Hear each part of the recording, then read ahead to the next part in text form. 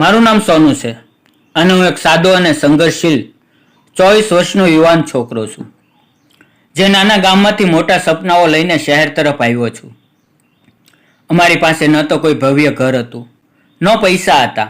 બસ પિતાજી એક નાની દુકાન ચલાવતા હતા અને તેમાંથી જ આખું ઘર ચાલતું હતું. મારે બે નાની બહેનો હતી, પ્રીતિ અને નીતિ. પ્રીતિ મારા કરતાં 2 વર્ષ નાની અને નીતિ 5 વર્ષ નાની. અમે બધા નાનું પણ પ્રેમાળ જીવન જીવતા હતા. પરંતુ ઈશ્વરની ઈચ્છા ક્યારેક અચાનક બધું બદલી નાખે છે અને એવું જ થયું. જ્યારે પ્રીતિના લગ્ન પછી માત્ર 3 મહિના જ થયા હતા અને પિતાજીની છાતીમાં તીવ્ર દુખાવાની સાથે અચાનક મૃત્યુ થઈ ગયું. તેમને ડોક્ટર સુધી લઈ જતા પહેલા જ તેણે દમ તોડી દીધો અને અમારા ઘર ઉપર દુઃખનો ડુંગર તૂટી પડ્યો. મારી માં શોકમાં પથ્થર જેવી બની ગઈ. તે સતત રડતી રહેતી અને મોંમાં એક જ વાક્ય હતું, હવે મારી દીકરી નીતિનું શું? આ દીકરીનું જીવન હવે કોણ સંભાળશે? હું એ જ દિવસથી માનો એકલો સહારો બની ગયો અને મેં નિર્ણય કર્યો કે હવે મારે વધુ જવાબદારીથી જીવવું પડશે. ગામમાં રોજ મજૂરી કરતો, ક્યારેક ખેતરમાં તો ક્યારેક ઈંટના ભઠ્ઠા ઉપર. પણ એ પૈસાથી ઘર તો ક્યારેક યોગ્ય રીતે ચાલતું પણ નહોતું. એક દિવસ મેં જોયું કે મારી માં પાડોશના ઘરમાં વાસણ ધોઈ રહી હતી. તે મારાથી સહન થયું નહીં. મેં કહ્યું, માં, હવે તમે બીજા ઘરે કામે નહીં જતા. તમારો દીકરો જીવે છે ત્યાં સુધી તમને આ બધું નહીં કરવા દે. તમે બીજાના ઘરમાં વાસણ ધોઈને કમાશો? ત્યારે માની આંખો ભીની હતી અને કહ્યું, બેટા, તું તો કમાઈને લાવે જ છે, પણ નીતિની શાદી માટે, લગ્ન માટે પૈસા ક્યાંથી લાવશું? એ જ રાતે મેં નક્કી કરી લીધું કે હવે મારે શહેરમાં જવું પડશે, જેથી હું વધારે કમાણી કરી શકું. બીજે દિવસે મારે એક ગામમાં મજૂરી માટે જવાનું હતું. હું ત્યાં ગયો તો મારો જૂનો મિત્ર વિનોદ મળ્યો. હું ખૂબ જ તકલીફમાં હતો અને મેં મારી આખી પરિસ્થિતિ તેને ખુલ્લે આમ જણાવી. વિનોદ બોલ્યો કે મારા મામા શહેરમાં રહે છે અને તેમને ઘરના કામ માટે એક માણસની જરૂર છે. રહેવાનું અને ખાવાનું મફત અને પગાર પણ સારો મળશે. ત્યારે મારી આશા ફરીવાર જીવતી થઈ. વિનોદે તરત જ તેના મામાને ફોન કરીને વાત કરી અને તેણે મારી સંપર્ક આપી દીધો.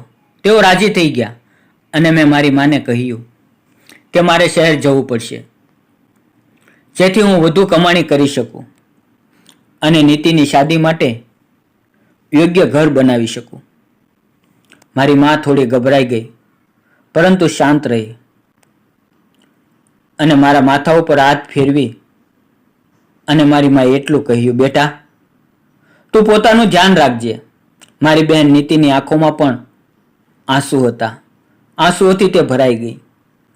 હું સવારે બસ પકડીને શહેર જવા નીકળી ગયો. શહેર પહોંચીને વિનોદે આપેલા સરનામે એક રિક્ષા લઈને બંગલા સુધી ગયો. ત્યાં એક આગળ મોટો ગેટ અને લોખંડની જેવી મજબૂત દિવાલો હતી. બીજું શહેરી જીવન મેં ક્યારેય જોયું નહોતું. બસ ડરની સાથે મેં ડોરબેલ વગાડી. થોડી વાર પછી દરવાજો ખુલ્યો અને સામે એક એવી મહિલા ઊભી હતી કે તેમને જોઈને હું એક ક્ષણ માટે હું ક્યાં છું એ પણ ભૂલી ગયો. લાંબા વાળ, કોમળ ચહેરો અને ઊંડા નેત્રોથી ભરેલો શામ શણગાર જેવો હાવભાવ. જેમ ફિલ્મમાં હીરોની સામે હિરોઈન હોય એવું લાગ્યું. મારા હોશ ઉડી ગયા અને હું કંઈ પણ બોલી પણ ન શીખ્યો. તેણે નરમ અવાજમાં પૂછ્યું, કોણ છો તમે? મેં જણાવ્યું, મારું નામ સોનુ છે અને હું વિનોદનો મિત્ર છું. તે બોલી, આવો, અંદર આવો. ઘર પણ તેની સુગંધથી ભરેલો બગીચો હતો. પાછળથી એક પુરુષ આવ્યો અને પૂછ્યું, કોણ છે? કોણ છે સીમા? તેણે કહ્યું, વિનોદનો મિત્ર છે, નોકરી માટે આવ્યો છે. ત્યારે તે પુરુષ બોલ્યો, હું રાકેશ છું અને આ મારી પત્ની સીમા છે. મેં બંનેને નમસ્તે કહ્યું અને મારી નવી જીવન યાત્રા શરૂ થઈ ગઈ. સીમા બહેન મને મારો ઓરડો બતાવ્યો અને કહ્યું કે આજે તું આરામ કર અને કાલથી કામ શરૂ કરજે. નવું શહેર અને નવા લોકો અને અજાણી રીતિઓ બધું મારે શીખવાનું હતું. સીમા બહેન ખૂબ જ દયાળુ અને પ્રેમાળ હતા.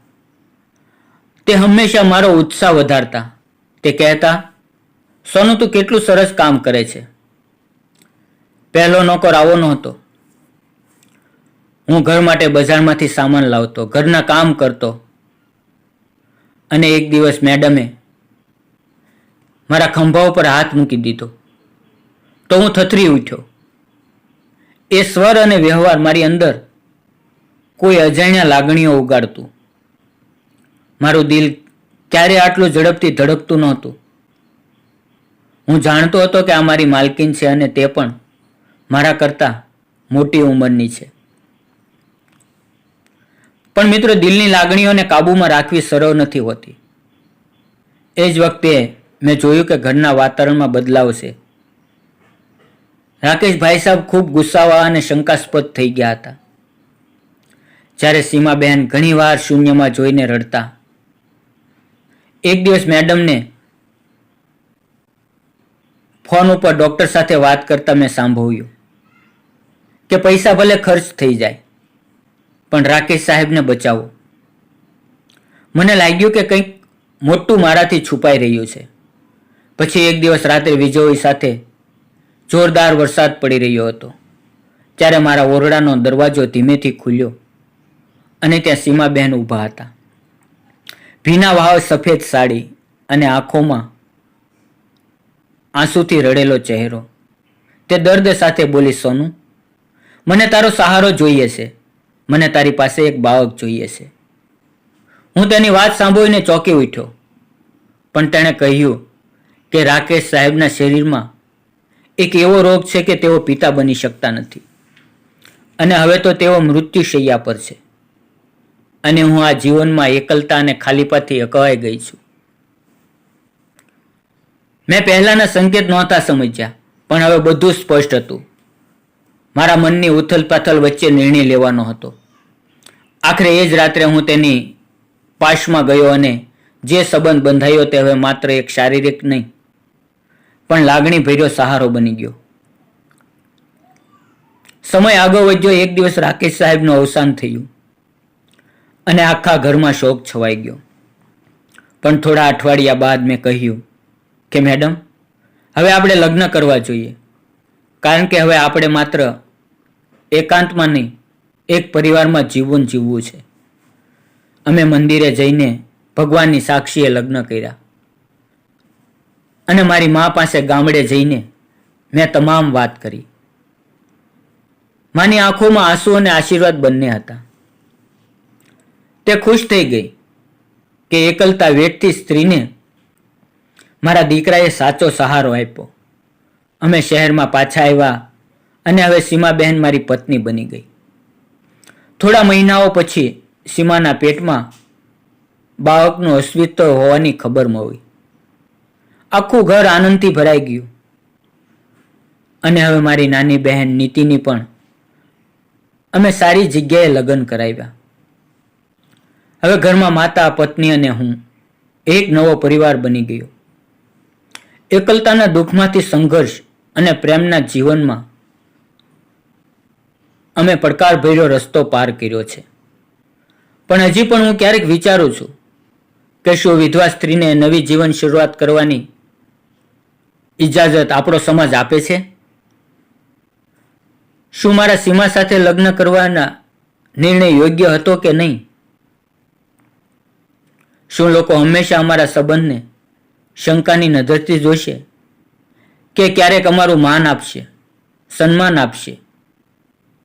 મિત્રો, એવી કેટલી છોકરીઓ છે જેમને જીવનમાં સહારો મળવો જોઈએ અને સમયસર સાચો સાથ મળવો જોઈએ. શું મારો નિર્ણય ખોટો છે કે હું ખોટો છું? કોમેન્ટ બોક્સમાં જરૂર જણાવો. મિત્રો, વાર્તામાં આવેલા નામ, પાત્ર અને ઘટના કાલ્પનિક હતા, પણ એક સરસ મજાનો સંદેશ છુપાયેલો હતો. તો તમને આ વાર્તા કેવી લાગી? કોમેન્ટ કરીને જરૂર જણાવો. અને જતા પહેલા વિડીયોને લાઇક અને ચેનલને સબસ્ક્રાઇબ કરવાનું ન ભૂલશો. ફરી મળીએ આવતીકાલે. ત્યાં સુધી આવજો. ધન્યવાદ મિત્રો.